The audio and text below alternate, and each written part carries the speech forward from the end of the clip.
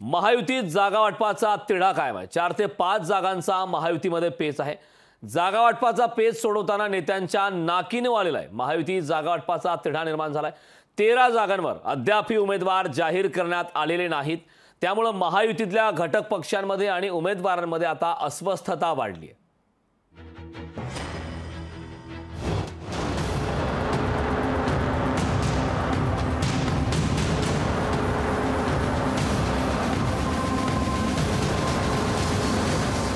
महायुतीत जागा वाटपाचा तिढा कायम। 4 ते 5 जागांचा महायुतीत पेच। जागा वाटपाचा पेच सोडवताना नेत्यांच्या नाकीनं महायुतीत जागा वाटपाचा पेच कायम आहे। महादेव जानकरांची उमेदवारी जाहीर केल्यानंतरही 13 जागांवरचे उमेदवार अद्यापही जाहीर करण्यात आलेले नाहीत। महायुतीच्या या 13 जागांवर एकापेक्षा अनेक पक्षाचे अनेक दावेदार आहेत। त्यामुळे जागा वाटपाचा पेच सुटता सुटत नाही।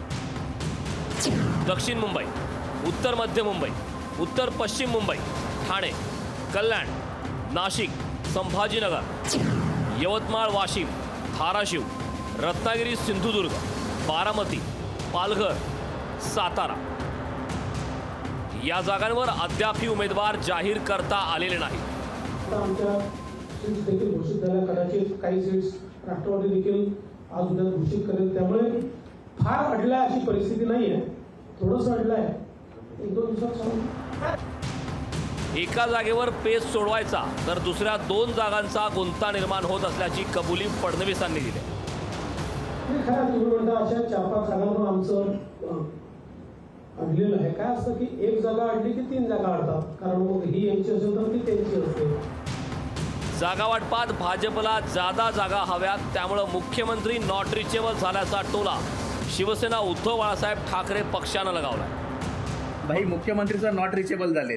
हो, होणारच होते, ते कायम होणारच नॉट रिचेबल। आता अजितदादा सुद्धा नॉट रिचेबल होते। बघा, महायुतीत जागा वाटपावरून प्रचंड असंतोष आहे। या असंतोषाचा विस्फोट बंडखोरीच्या रूपानं होण्याची शक्यता नाकारता येत नाही।